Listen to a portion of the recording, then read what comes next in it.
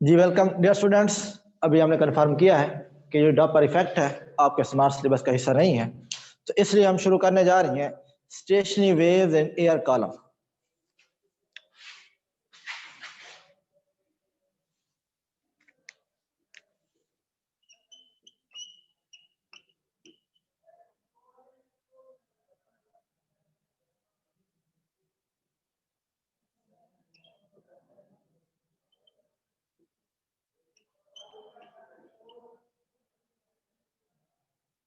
Stationery waves and air column. Air column क्या है कि हमने एक ऐसा पाइप लेना है जिसमें से हमने एयर को पास कराना है, या फिर हम उसमें से साउंड वेव्स को पास करा सकें। स्टेशनरी वेव्स का कंसेप्ट आपके ध्यान में है कि दो वेव्स हों, उन दोनों वेव्स की आपके पास सेम फ्रीक्वेंसी हो लेकिन डिफरेंट डायरेक्शन हो, तो वो क्रिएट करती है स्टेशनरी वेव्स को। स्टेशनरी वेव अब हमने बनानी है एक एयर कॉलम के अंदर। मिसाल के तौर पर वो एयर कॉलम क्या है, आपके पास ये एयर कॉलम बना लें।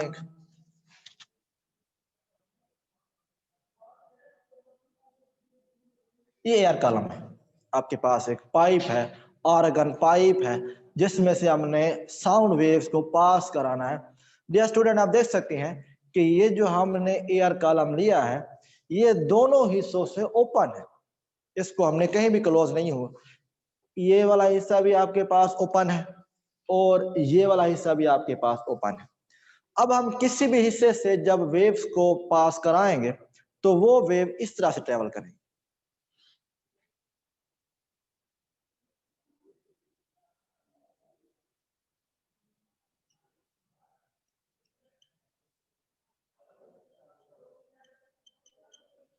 देखिए स्टूडेंट, दो वेव यहाँ पे क्रिएट की है हमने। एक वेव आपके पास जा रही है राइट की तरफ और दूसरी वेव आपके पास जा रही है लेफ्ट की तरफ। क्यों? क्योंकि ये आपके पास ओपन है दोनों हिस्सों से। इसी वजह से क्या है कि लाइट या फिर साउंड वेव्स जो है हम दोनों हिस्सों से इसमें से पास करा सकते हैं। जब दोनों हिस्सों से पास कराएंगे तो ये वाली वेव जो राइट की तरफ जा रही हो इसकी फ्रीक्वेंसी, और ये वाली वेव जो लेफ्ट की तरफ जा रही है इसकी फ्रीक्वेंसी, दोनों की फ्रीक्वेंसी तो सेम है लेकिन दोनों की डायरेक्शन आपके पास अपोजिट है। One wave is moving towards right and other wave is moving towards left, so these will follow the condition of stationery waves. Because हमारे पास जो स्टेशनरी वेव्स की डेफिनेशन है वो भी यही होती है कि दो वेव्स हो, उन दोनों वेव्स की सेम फ्रीक्वेंसी हो बट डिफरेंट डायरेक्शन हो, they will create stationary wave. तो इन दोनों को हम नाम देंगे स्टेशनरी वेव्स का। लेकिन हमने कंडीशन क्या ली है कि जो हमने ऑर्गन पाइप लिया है, जो हमने एयर कॉलम लिया है, वो एयर कॉलम जो है दोनों हिस्सों से ओपन है। डियर स्टूडेंट, हम नोड और एंटी नोड के बारे में पढ़ चुके हैं कि नोड ऐसा पॉइंट होता है स्टेशनरी वेव्स के अंदर जहां पे एम्पलीट्यूड 0 आता है, और एंटी नोड एक ऐसा पॉइंट होता है स्टेशनरी वेव्स के अंदर जहां पे आपके पास एम्पलीट्यूड जो है वो मैक्सिमम आता है। इसमें हम देख लेते हैं कि नोड कहां बनेगा और एंटी नोड कहां बनेगा। आप देख सकते हैं कि ये वाला जो पाइप है आपके पास ये दोनों हिस्सों से ओपन है। इसका लेफ्ट फेस भी ओपन है, इसका राइट फेस भी ओपन है। तो जो हिस्सा ओपन होता है उस हिस्से के अंदर क्या होता है, एंटी नोड बनता है दोनों तरफ। अगर हम हिस्सा ये क्लोज कर देते तो यहाँ पे नोड बन जाता, क्योंकि हम के पास ये वाला हिस्सा भी ओपन है, ये वाला हिस्सा भी ओपन है। जब दोनों हिस्से ओपन होंगे तो दोनों तरफ ही आपके पास एंटी नोड बनेगा। यानी हमारे पास इस पाइप के अंदर लेफ्ट रीजन में भी एंटी नोड बनेगा और राइट रीजन में भी एंटी नोड ही बनेगा। क्यों? क्योंकि हमने पाइप लिया है, हमारा जो ऑर्गन पाइप है, हमारा जो एयर कॉलम है, वो दोनों हिस्सों से ओपन है। और जब आपके पास ऑर्गन पाइप दोनों हिस्सों से ओपन होता है, जो दो वेव्स हम इसमें बना रहे हैं, तो दोनों तरफ उन वेव्स का एम्पलीट्यूड मैक्सिमम होता है। और स्टेशनरी वेव्स के अंदर ऐसा पॉइंट जहां पे एम्पलीट्यूड मैक्सिमम आए वहां पे एंटी नोड बनता है, और जहां पे एम्पलीट्यूड 0 आए या फिर जहां पे एम्पलीट्यूड मिनिमम आए वहां पे आपके पास बनता है जी नोड। अब हमने डिस्टेंस निकालना है इस एंटी नोड के दरमियान और इस एंटी नोड के दरमियान।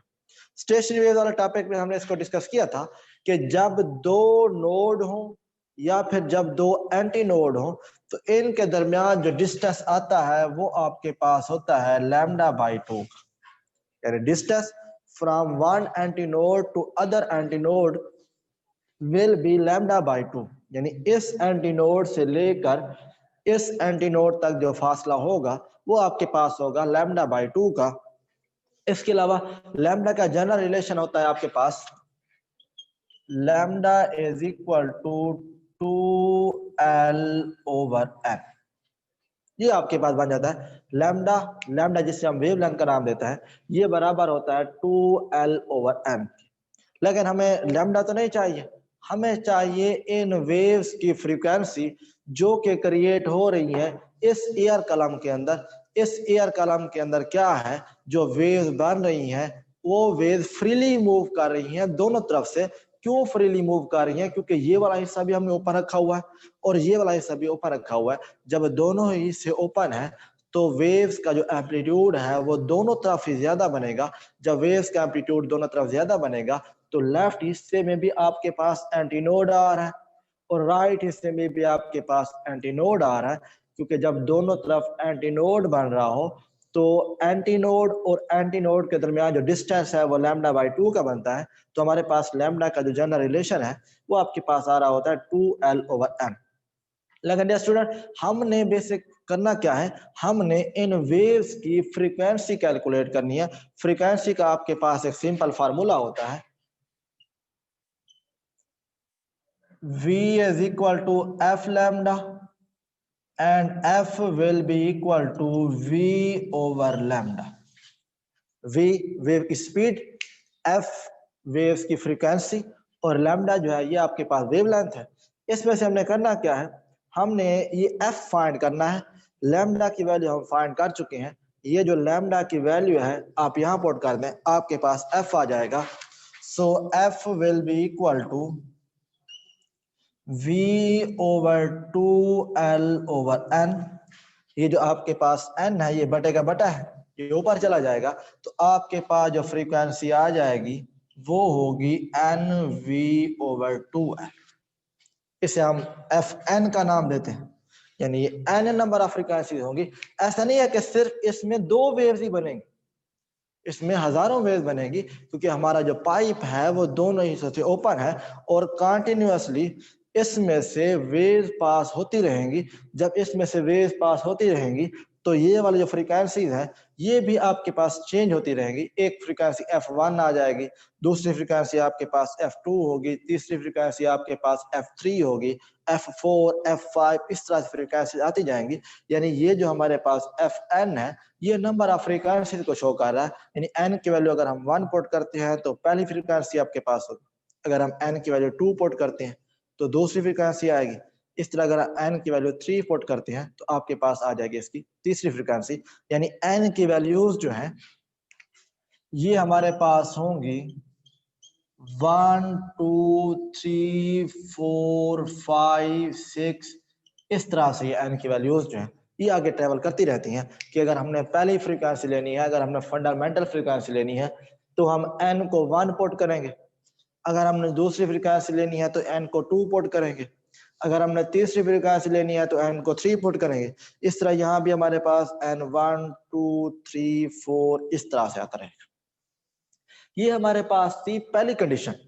पहली कंडीशन क्या थी, हमने स्टेशनरी वेव्स को क्रिएट करना था एक एयर कॉलम के अंदर। वो एयर कॉलम क्या था, वो एयर कॉलम दोनों हिस्सों से ओपन था।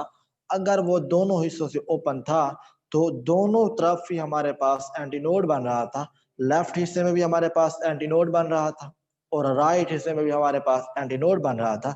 फिर हमने कहा कि दो एंटीनोड के दरमियान जो डिस्टेंस है वो होता है लैम्डा बाई 2 का, और लैम्डा का रिलेशन हमारे पास होता है 2L ओवर n। स्पीड का फार्मूला आपके पास होता है V is equal to F lambda. यहाँ से हमें F चाहिए था, F आपके पास आ गया V ओवर लैम्डा। अब लैम्डा की वैल्यू पुट करने के बाद हमारे पास जो फ्रीक्वेंसी का रिलेशन आया था वो आपके पास आया था NV ओवर 2n। ये आपके पास फर्स्ट कंडीशन है, इसकी फर्स्ट प्रोसेस है जिसके अंदर जो एयर कॉलम हम ले रहे हैं वो एयर कॉलम क्या है, दोनों हिस्सों से ओपन। अब सेकंड कंडीशन हम लेते हैं कि जो एयर कॉलम हमने बनाया था उसको हम एक हिस्से से क्लोज कर देते हैं, दूसरा हिस्से इसको ओपन रहने देते हैं। इस तरह से हो जाएगा।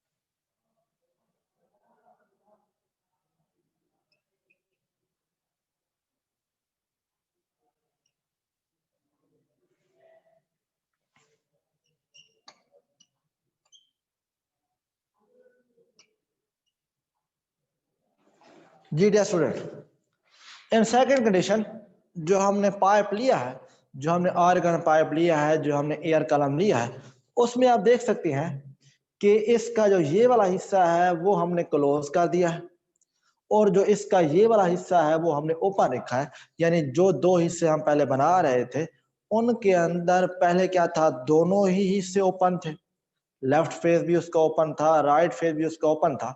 लेकिन अब हमने जो आर्गन पाइप लिया है, अब हमने जो एयर कॉलम लिया है, उसके अंदर क्या है, उसके अंदर एक हिस्सा हमने क्लोज कर दिया है और दूसरा हिस्सा हमने ओपन रखा है। इसके अंदर भी वही स्टेशनरी वेव जनरेट होंगी, one wave moving toward right and other wave moving toward the left. So दो वेव्स हमारे पास जब होती हैं, अगर उन दोनों वेव्स की सेम फ्रीक्वेंसी होती है और डिफरेंट डायरेक्शन होती है तो वो आपके पास स्टेशनरी वेव बना रही होती हैं। यानी जब हमने पाइप को एक हिस्से से ओपन रखा है, दूसरे हिस्से से क्लोज कर दिया है, फिर भी हमारे पास इसके अंदर वो स्टेशनरी वेव जनरेट हो रही। अब फर्क क्या है इसमें, जो हिस्सा डियर स्टूडेंट हमने क्लोज कर दिया है, जिस हिस्से को हमने क्लोज कर दिया है, अब यहाँ पे जो वेव्स की मोशन है वो फ्रीज हो जाएगी। अब यहां से वेव फ्रीली आगे मूव नहीं कर सकती। क्यों नहीं मूव कर सकती, क्योंकि अब हमारे पास पाइप यहां से ओपन हो गया। इसलिए जो भी वेव यहाँ पे आके टकराएंगी, टकराते वक्त उनका जो एम्पलीट्यूड है वो जीरो हो जाएगा। यानी इस हिस्से के अंदर हमारे पास जो पहली तरह मोशन हो रही थी, क्या था कि ये हिस्सा जब ओपन था तो यहाँ से वेव फ्रीली मूव कर रही थी। जब फ्रीली मूव कर रही थी तो उनका एम्पलीट्यूड मैक्सिमम था।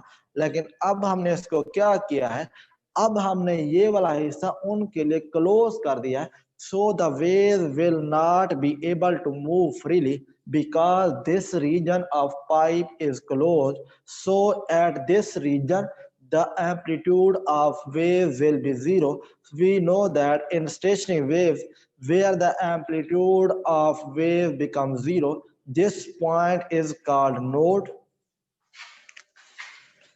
यानी इस हिस्से में आपके पास नोड बनेगा और जहां से वेव फ्री मूव कर रही थी उस हिस्से में आपके पास बनेगा एंटी नोड।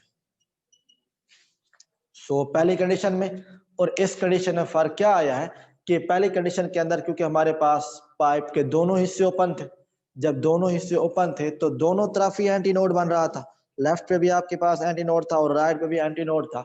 लेकिन दूसरी कंडीशन में हमने क्या किया है, जो पाइप हमने लिया है, जो आर्गन पाइप हमने लिया है, जो एयर कॉलम हमने लिया है, उसका एक हिस्सा हमने क्लोज कर दिया है, एक हिस्सा हमने ओपन रखा है।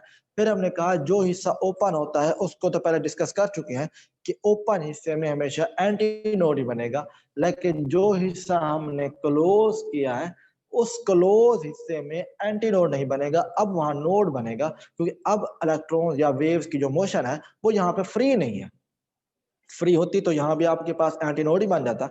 अब यहाँ पे वेव की मोशन फ्रीज होगी, जब वेव्स की मोशन यहाँ फ्रीज होगी तो यानी यहाँ पे वेव्स का एम्पलीट्यूड जीरो हो जाएगा।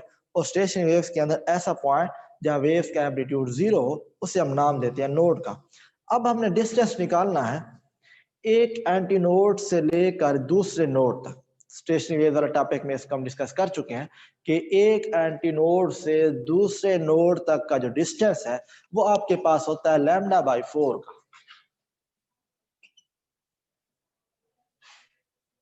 फर्क क्या है? पहले जो डिस्टेंस हमारे पास आया था वो था एक एंटीनोड से दूसरे एंटीनोड तक, जो कि हमारे पास आया था λ/2 का। लेकिन अब जो हम डिस्टेंस निकाल रहे हैं वो डिस्टेंस है एक एंटीनोड से दूसरे नोड तक, जो कि आपके पास आता है λ/4 का। वहां पे आपके पास λ/2 आ रहा था, लेकिन यहाँ पे आपके पास λ/4 आएगा। इसमें भी हमारा पर्पस क्या है? इसके भी हमने फ्रीक्वेंसी का रिलेशन निकालना है कि इसमें जो वेव्स की फ्रीक्वेंसी आती है उसका रिलेशन क्या है। पहले जो हमने निकाला था स्टूडेंट्स, वो आपके पास आया था Fn is equal to NV/2L। कब? जब आपके पास जो पाइप हमने लिया था वो दोनों हिस्सों से ओपन था। अब क्योंकि हमने पाइप का एक हिस्सा क्लोज कर दिया है, एक हिस्सा ओपन रखा है, तो इसमें जो डिस्टेंस आया है वो λ/4 का आया है। तो फ्रीक्वेंसी वाले फार्मूले में थोड़ा सा डिफरेंस क्रिएट होगा। वो फार्मूला क्या आएगा अब आपके पास? Fn is equal to NV/4L। क्या फर्क है दोनों रिलेशन में जी? पहले आपके पास आया था NV/2L। क्यों 2L आया था? क्योंकि आपके पास जो डिस्टेंस आ रहा था वो λ/2 का आ रहा था। लेकिन अब जो हमारे पास रिलेशन आया है, कब? जब हमने एक हिस्सा क्लोज रखा है, एक हिस्सा ओपन रखा है, तो इसमें रिलेशन आपके पास आ गया है NV/4L। वहां पे जो n की वैल्यूज हमने बनाई थी वो n की वैल्यूज थी 1 2 3 4 5 6, यानी उसमें हम ऑल पॉजिटिव इंटीजर ले रहे थे। मिसाल के तौर पर 1 एक positive integer, 2 positive integer, 3 positive integer. कब? जब दोनों हिस्सों से पाइप हमारा ओपन था। अब जब हमने एक हिस्सा पाइप का क्लोज कर दिया, इसमें जो n की वैल्यूज हम लेंगे वो इस तरह से होंगी।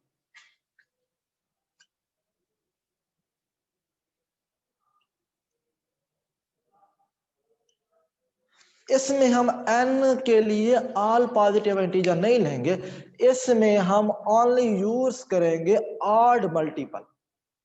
ऑड नंबर यूज करेंगे सिर्फ। कौन कौन से ऑड नंबर? 1 3 5 7 9, यानी इसमें इवन नंबर नहीं आएंगे, सिर्फ ऑड नंबर आएंगे। क्यों इसमें इवन नंबर नहीं आते? क्योंकि इसमें जो हमने वेव्स बनाई है, अगर फर्ज किया कि हम इवन नंबर इसमें इंक्लूड कर देते हैं, फिर देखें रिलेशन कैसे बनेगा। फर्ज किया कि हमारे पास n की वैल्यू जो है 2 है यहाँ पे, या n की वैल्यू हमारे पास 4 है, तो ये रिलेशन इस तरह बन जाएगा 4V/4L। तो 4 से 4 तो कैंसिल हो जाएगा। इसी तरह अगर हम कहते हैं कि हमारे पास जो n की वैल्यू है वो 6 है, या हमारे पास जो n की वैल्यू है वो 8 है, तो वो जो हम इवन नंबर ले रहे हैं, तो वो नीचे वाले 4 से हमेशा कैंसल आउट होके दोबारा से हमारे पास ये कंडीशन दे देगा। इसलिए हम कहते हैं इसमें हमने यूज करने हैं only odd number of integer, यानी 1 के बाद अगर हम दूसरी फ्रीक्वेंसी निकालना चाहते हैं तो हम दूसरी फ्रीक्वेंसी के लिए n को 2 नहीं पुट करेंगे, n को हम 3 पुट करेंगे, क्योंकि इसमें हमने इवन नंबर तो लेने नहीं है। अगर हमारा पाइप होता ना दोनों हिस्सों से ओपन, उसमें हम सारे नंबर ले सकते थे, उसमें हम इवन भी लेते थे, उसमें हम ऑड भी लेते थे, उसमें जो सारे इंटीजर आ रहे थे वो हम तरतीब से ले रहे थे। लेकिन अगर हमने पाइप का एक हिस्सा क्लोज कर दिया, दूसरा हिस्सा ओपन रहने दिया, तो उसमें हमने यूज करने हैं only odd number of integer. 1 3 के बाद 5, यानी अगर आपने 1 को पुट करके पहले फ्रीक्वेंसी निकालनी है और दूसरी फ्रीक्वेंसी निकालने के लिए आप n को 2 नहीं पुट करेंगे, n को आप 3 पुट करेंगे, तो ये आपके पास आ जाएगा 3V/4L। इसी तरह अगर आप n को 5 पुट करते हैं तो ये आ जाएगा 5V/4L के। आपने n को 2 नहीं पुट करना जी, क्योंकि एक बच्चे का सवाल आया है कि सर हमने n की वैल्यू 9 तक क्यों लिया है? क्योंकि हमारे पास जो ऑड नंबर है वो तकरीबन यही आते हैं। आप इसके बाद 11 पुट कर सकते हैं, इसके बाद आप 13 भी पुट कर सकते हैं, इसके बाद 15 भी, यानी इवन नंबर के अलावा ये आगे सो ऑन है, आगे ये वैल्यूज चल रही हैं। इसमें आपने सिर्फ इवन नंबर नहीं पुट कर सकते, ऑड नंबर आप जो मर्जी पुट कर दें, वो फ्रीक्वेंसी आपको यहाँ से कैलकुलेट वो करा देगी।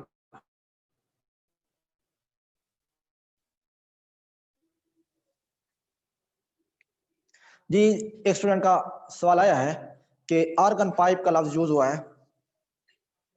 आर्गन पाइप क्या है कि जिसमें से हम लाइट को पास करा सकें, यानी एक ऐसा पाइप हम लेते हैं जिसके अंदर हम लाइट को पास करा लें, क्योंकि यानी वेव्स वाली जो टाइप चीजें हैं उसको हम पास करा सकते हैं। लाइट हमें पता है वेव की शक्ल में ट्रेवल करती है, साउंड हमें पता है वेव की शक्ल में ट्रेवल करती है।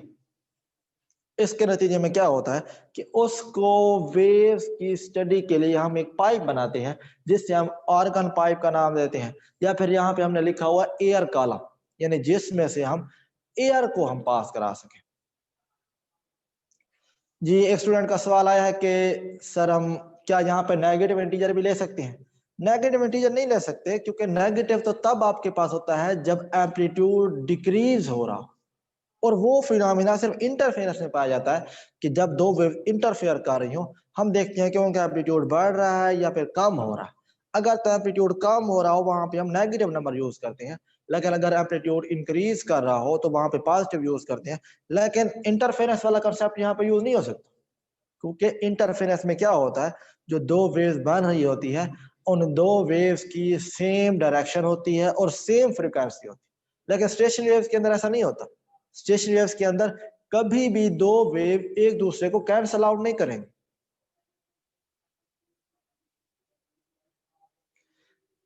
क्यों नहीं होंगी? क्योंकि दो वेव्स की जो डायरेक्शन है वो एक दूसरे के अपोजिट है।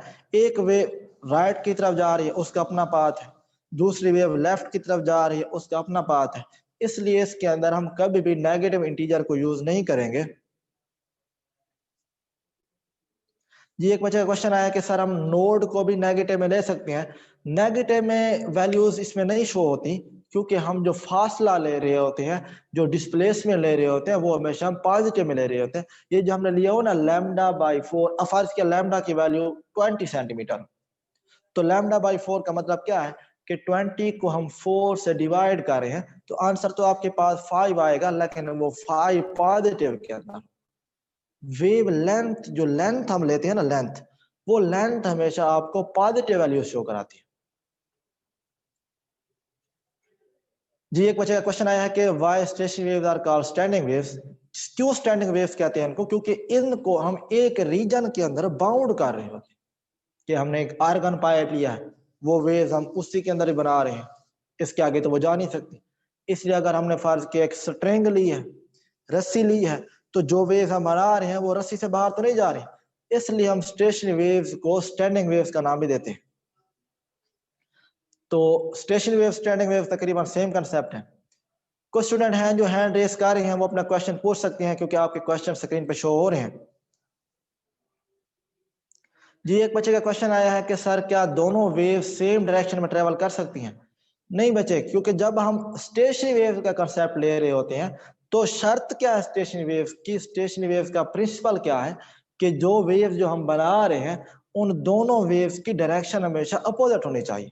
अगर हम उनको सेम डायरेक्शन में ट्रेवल कराते हैं तो सेम डायरेक्शन के अंदर तो वो इंटरफेयर कर जाएंगे। हम इंटरफेरेंस तो उनकी नहीं ले रहे, हम उनकी ले रहे हैं स्टेशनरी वेव्स की कंडीशन। तो स्टेशनरी वेव्स में कंडीशन क्या है कि वेव्स की डायरेक्शन हमेशा एक दूसरे के अपोजिट होने चाहिए। यस बच्चों का क्वेश्चन आ रहा है कि सर ये लॉन्ग क्वेश्चन में है, ये शॉर्ट क्वेश्चन में है। ये बच्चे आप लोगों ने लॉन्ग क्वेश्चन के लिए तैयार करना है। इससे पहले आप पढ़ चुके हैं stationery waves and stress string वाला, वो वाला क्वेश्चन भी आपके लॉन्ग में इंक्लूड होगा, क्योंकि ये दोनों में से अक्सर एक क्वेश्चन पूछ लेता है, या तो वो स्ट्रिंग वाला पूछ लेगा, लेकिन दोनों में प्रोसेस तकरीबन मिलता जुलता है। स्ट्रिंग वाले में भी आपने ये फ्रीक्वेंसी कैलकुलेट करनी थी, और एयर कॉलम वाले में भी आपने ये फ्रीक्वेंसी कैलकुलेट करनी थी। जी बच्चों का क्वेश्चन आ रहा है कि अगर हम यहाँ पे इवन नंबर यूज कर लेते हैं तो हमारा क्वेश्चन क्या गलत तस्वर होगा? जी बिल्कुल बच्चे, आपका क्वेश्चन गलत ही तस्वर होगा, क्योंकि यहाँ पे अगर आप इवन नंबर लेते हैं तो इवन नंबर नीचे वाले 4 से कैंसिल हो जाएंगे। अगर वो नीचे वाले 4 से कैंसिल होते हैं तो दोबारा से आपके पास ये कंडीशन बन जाएगी, लेकिन ये कंडीशन तो तब आनी चाहिए हमारे पास जब दोनों हिस्सों से पाइप ओपन हो। लेकिन अब तो हमारा पाइप क्योंकि एक हिस्से से ओपन है और दूसरे हिस्से से क्लोज है, इसलिए हमारे पास कंडीशन भी डिफरेंट आएगी। उस कंडीशन के अंदर we will only use odd number.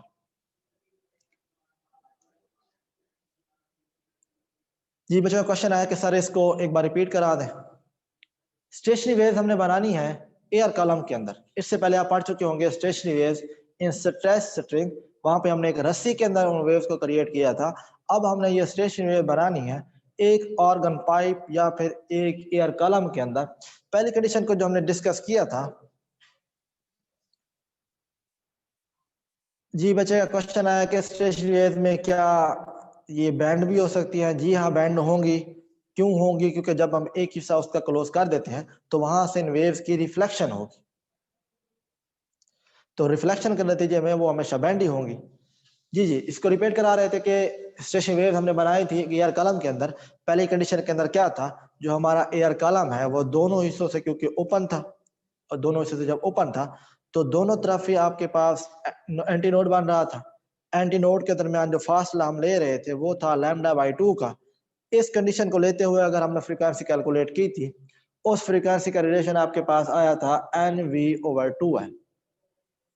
फिर हमने थोड़ी कंडीशन को चेंज किया। हमने क्या किया, जो पाइप हमने पहले कंसीडर किया था वो पाइप जो दोनों हिस्सों से ओपन था, अब जो पाइप हम कंसीडर कर रहे थे वो पाइप एक हिस्से से क्लोज हो गया, दूसरे हिस्से से हमने उसको ओपन रहने दिया। फिर हमने कहा इसके अंदर भी वही वाली स्टेशनरी वेव्स बनेगी। उन स्टेशनरी वेव्स के अंदर क्या होगा, जो हिस्सा हमने क्लोज किया हुआ है वहां पे नोड बन जाएगा, और जो हिस्सा हमने ओपन रखा हुआ है वहां पे एंटी नोड बन जाएगा। फिर हमने डिस्टेंस जो कैलकुलेट किया एंटी नोड और नोड के दरमियान, वो डिस्टेंस आपके पास आ गया λ/4 का। तो फ्रीक्वेंसी का रिलेशन आपके पास जनरल जो आएगा वो होगा NV/4L। लेकिन इसमें एक स्पेसिफिकेशन है एन के लिए। पहले जो हम एन ले रहे थे पाइप दोनों हिस्सों से ओपन के लिए, तो वहां पे एन की तमाम वैल्यूज आ रही थी, 1 2 3 4 5 सारी वैल्यूज वो शो करा रहा था।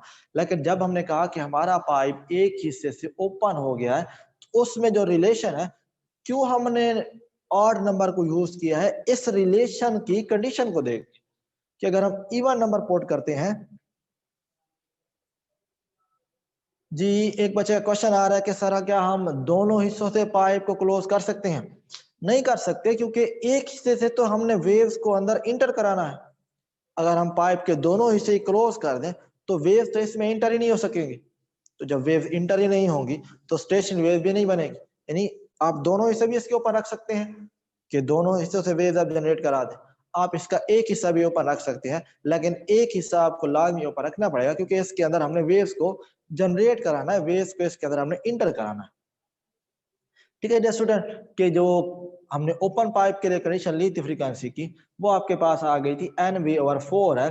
तो यहाँ पे हमने एक स्पेसिफिकेशन लगाई थी कि n को हम जो है वो इवन नंबर नहीं पुट करेंगे, ओनली ऑड नंबर यूज करेंगे। ऑड नंबर से मुराद क्या है, 1 3 5 7 9। यानी अगर आपने पहली फ्रीक्वेंसी कैलकुलेट कर ली है n को 1 पुट करके, अगर वो कहता है आपको दूसरी फ्रीक्वेंसी कैलकुलेट करें, तो इसमें आपने n को 2 नहीं पुट करना। दूसरी फ्रीक्वेंसी के लिए आपने n को 3 पुट करना है, क्योंकि 1 के बाद जो दूसरा नंबर आ रहा है वो आपके पास 3 है, ना कि 2 है। 3 के बाद अगर वो तीसरी फ्रीक्वेंसी पूछ लेता है तो 3 के बाद आप उसमें 5 पुट करेंगे, 5 के बाद आप उसमें 7 पुट करेंगे, 7 के बाद उसमें 9 पुट करेंगे, यानी इवन नंबर की बजाय। ये एक बच्चे का क्वेश्चन है कि सर ये ट्रांसफर वेव है या लॉन्गिट्यूडनल वेव है? स्टेशनरी वेव दोनों कंडीशन में बन सकती है, चाहे वो ट्रांसफर वेव हो चाहे लॉन्गिट्यूडनल वेव हो। यानी ये जो दोनों वेव हैं ये स्टेशनरी वेव्स की कंडीशन को फुलफिल करती हैं। कि हमारे पास ट्रांसफर वेव के अंदर क्या था, जो पार्टिकल ऑफ वेव थे वो 90 का एंगल बना रहे थे, और लॉन्गिट्यूडनल वेव्स के अंदर हमारे पास क्या था, जो पार्टिकल ऑफ वेव्स थे वो 180 का एंगल बना रहे थे, यानी या 0 का एंगल बना रहे थे। लॉन्गिट्यूडनल वेव में पैरेलल मूव करते हैं, ट्रांसफर वेव के अंदर वो परपेंडिकुलर मूव कर रहे होते हैं। ये वाली कंडीशन दोनों में अप्लाई हो सकती है, ट्रांसफर के लिए भी और लॉन्गिट्यूडनल के लिए। Still you have 5 minutes, you can ask your question.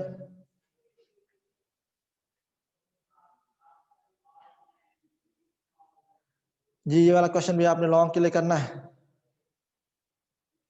जी बच्चों का सवाल आ रहा है कि इसकी डायग्राम बनाएं। डायग्राम में सिंपल आपने क्या करना है, आपने एक पाइप बनाना है। इसके लिए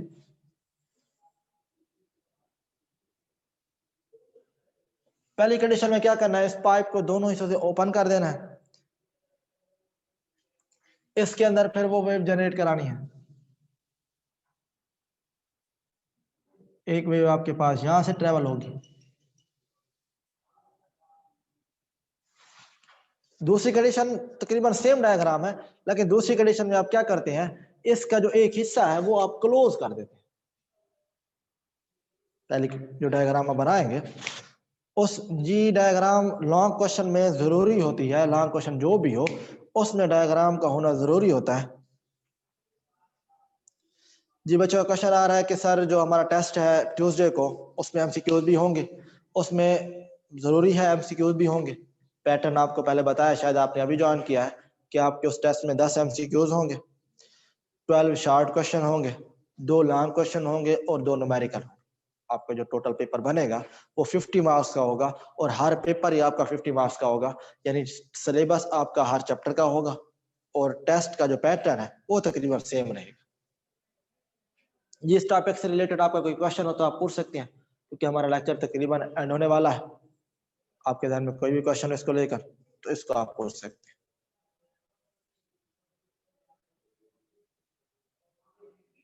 स्टेशनरी एविडेंस टेस्टिंग और स्टेशनरी एयर कॉलम, ये दोनों अच्छी तरह आपने तैयार करने हैं, क्योंकि ये दोनों क्वेश्चन आपके सिलेबस में शामिल हैं और ये दोनों क्वेश्चन कंसीडर होते हैं एज लॉन्ग क्वेश्चन। जी स्टूडेंट्स, कोई क्वेश्चन हो तो आप लोग पूछ सकते हैं। जी बच्चों का सवाल आ रहा है कि टेस्ट स्मार्ट सिलेबस के मुताबिक ही होगा। जी हाँ, टेस्ट स्मार्ट सिलेबस के मुताबिक ही होगा। जो स्मार्ट सिलेबस में आपके शॉर्ट क्वेश्चन शामिल है आपने वो करने हैं, जो स्मार्ट सिलेबस में आपके टॉपिक छोड़े हुए हैं वो आपने नहीं करने। इस तरह जो स्मार्ट सिलेबस में आपके न्यूमेरिकल छोड़े हुए हैं वो भी आपने नहीं करने। यानी टोटली जो आपका टेस्ट लाई करेगा वो स्मार्ट सिलेबस के मुताबिक ही होगा, और हर चैप्टर का टेस्ट इसी तरह ही होगा। जो टॉपिक आपके शामिल हैं वो आपने लाजमी करने हैं, जो टॉपिक आपके स्मार्ट सिलेबस में नहीं है वो आपने छोड़ दें।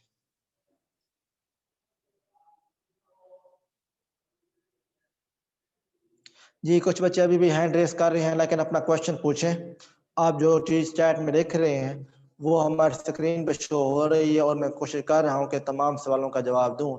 हैंड रेस जो लोग कर रहे हैं वो अपना सवाल भी लिख के पूछ सकते हैं।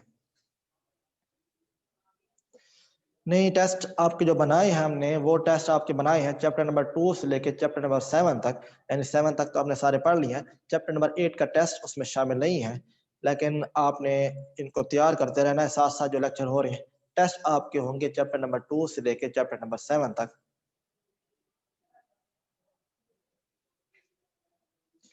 जी बच्चों, क्वेश्चन आ रहा है कि चैप्टर नंबर 2 में एग्जांपल नहीं होंगी। जी इस टेस्ट में आप एग्जांपल नहीं करेंगे चैप्टर नंबर 2 की, लेकिन अगले जो टेस्ट आपके होंगे चैप्टर 3 के, 4 के, 5 के, उसमें आपने एग्जांपल करनी है और वो एग्जांपल आप लोगों को कराई जा चुकी हैं। चैप्टर नंबर 2 में जो न्यूमेरिकल आपके हैं स्मार्ट सिलेबस के मुताबिक आप सिर्फ उनको कर लीजिएगा, और इसके अलावा जो शॉर्ट क्वेश्चन है, जो लॉन्ग क्वेश्चन है, वो भी इसमें कर लीजिएगा। जी बच्चों, क्वेश्चन आ रहा है कि पहला चैप्टर क्यों नहीं है। पहला चैप्टर का तकरीबन ये है कि अभी इनकी स्कीम नहीं है बोर्ड की कि पहला चैप्टर वो लॉन्ग में कंसीडर कर रहे हैं या नहीं कर रहे हैं। पहला चैप्टर को इसलिए हमने स्किप कर दिया है कि अगर वो लॉन्ग क्वेश्चन में नहीं है तो सिर्फ हम इसको शॉर्ट के लिए कर लेंगे। तो अगर वो लॉन्ग क्वेश्चन में हुआ तो इसको हम दोबारा रिपीट कर लेंगे टेस्ट के अंदर ही। तो आपने जो टेस्ट आपके स्टार्ट करने हैं वो चैप्टर नंबर 2 से स्टार्ट करने हैं, और आपको ये पता होगा कि आपका जो टेस्ट है वो ट्यूसडे को होना है। आपको टेस्ट का शेड्यूल भी दे दिया आपको। जी बच्चे पूछ रहे हैं कि टेस्ट चेक कौन करेंगे। टेस्ट हम लोग ही चेक करेंगे, लेकिन आप लोगों ने टेस्ट को अच्छी तरह प्रिपेयर करना है। टेस्ट को सॉल्व करने के बाद या फिर में जमा कराने होंगे और इन टाइम में जमा कराने होंगे, ताकि हम लोग वो चेक करके आप लोगों को रिटर्न कर सकें।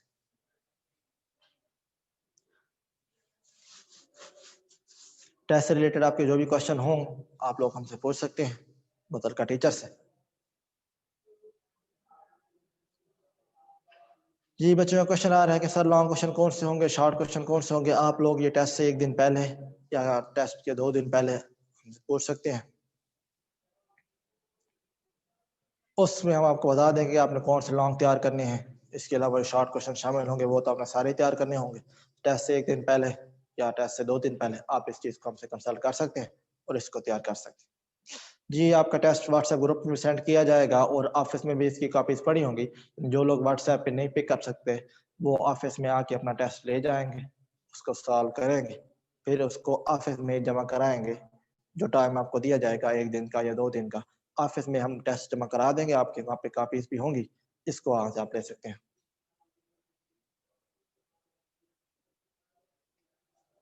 जी कल बच्चे पूछ रहे हैं कि कल संडे है, कल क्योंकि संडे है तो आपके लेक्चर भी नहीं होंगे, तो लेक्चर साथ साथ ये चलते रहेंगे। और मंडे से एक और चीज़ भी इंक्लूड हो रही है टेस्ट की, तो टेस्ट टाइम आप खुद डिसाइड कर लेंगे। एमसीक्यूज बच्चे पूछ रहे हैं, एमसीक्यूज आपके इसी चैप्टर में सही होंगे जो आपके पास की बुक्स मौजूद हैं, स्कॉलर की है या कॉलेज फिजिक्स की है, उसमें से भी आप देख लीजिएगा।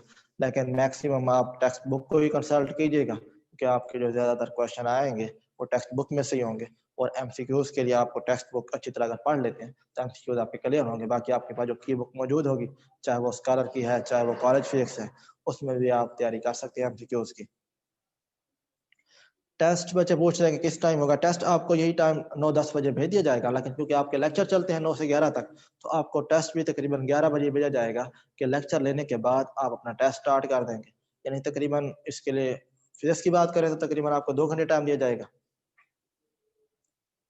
एमसीक्यूज आप सॉल्व नहीं करेंगे, क्या करेंगे आप पेपर से एमसीक्यूज देखेंगे और एमसीक्यूज का नंबर लिखेंगे। फर्ज किया एमसीक्यूज नंबर 1 है, तो उसके आगे आप उसका ऑप्शन लिख देंगे कि उसका ऑप्शन क्या है, ए है, बी है, सी है या डी है, उसको आप लिख देंगे।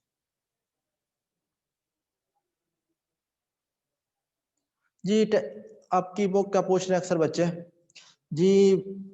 की बुक आप कोई भी यूज कर सकते हैं, चाहे आपके पास स्कॉलर की हो, चाहे डॉक्टर की हो, चाहे कॉलेज फिजिक्स हो, इसमें कोई मसला नहीं है। तकरीबन तमाम मटेरियल जो है वो सेम ही होता है। कुछ बच्चों का क्वेश्चन आ रहा है कि टेस्ट ऑफिस में जमा कराने हैं।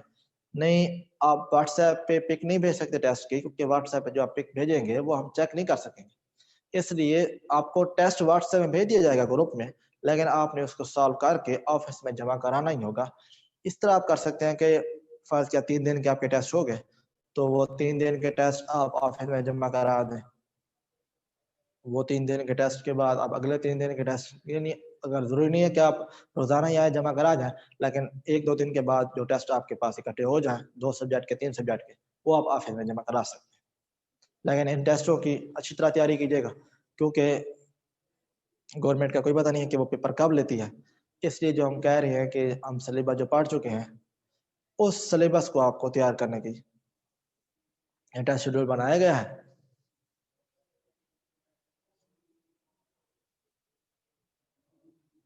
जी, सेकंड चैप्टर आपका कंप्लीट होगा according to smart syllabus. Smart syllabus में जो चीज़ें शामिल होंगी वो टेस्ट में भी शामिल होंगी, और जो स्मार्ट सिलेबस में चीज़ें शामिल नहीं होंगी वो आपके टेस्ट में भी शामिल नहीं होंगी। यानी आपके जो सारे टेस्ट चलेंगे वो अकॉर्डिंग टू स्मार्ट सिलेबस ही होंगे। अभी कुछ बच्चे हैंड रेस कर रहे हैं लेकिन अपना सवाल नहीं पूछ पा रहे, वो अपना सवाल चैट में लिख सकते हैं। चैट में लिखे जाने वाले सारे सवाल हमारी स्क्रीन पे शो हो रहे हैं और हम कोशिश कर रहे हैं कि उन तमाम का आपको जवाब दे सकें। टेस्ट के मुताबिक कोई कन्फ्यूजन हो, आप टीचर से पूछ सकते हैं, कंसल्ट कर सकते हैं।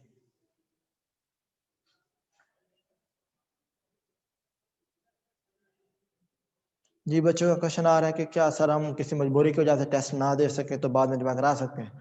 बच्चे कोशिश करें कि आप विद इन टाइम इसको जमा करा दें, क्योंकि आप जमा कराएँगे तो हम चेक करके आपको वापस करेंगे। ऐसा मुश्किल हो जाएगा कि आप टेस्ट लिख के अपने पास रखते रहें, फिर जब छुट्टी ओपन हो फिर आप लोग हमें टेस्ट दें, ऐसा मुश्किल हो जाएगा। इसलिए कोशिश करें कि ऑफिस में टेस्ट लाज़मी जमा कराएँ, ताकि हम लोग उसको चेक कर सकें। जी स्टूडेंट, हमारे लेक्चर का टाइम तकरीबन एंड हो चुका है। इसी वजह से क्या है कि आप टेस्ट तैयार करें, इन लेक्चर को भी रिवाइज करें। अब जब हमारा नेक्स्ट लेक्चर होगा उसमें बाकी चीज़ हम डिस्कस कर लेंगे। Thank you dear student.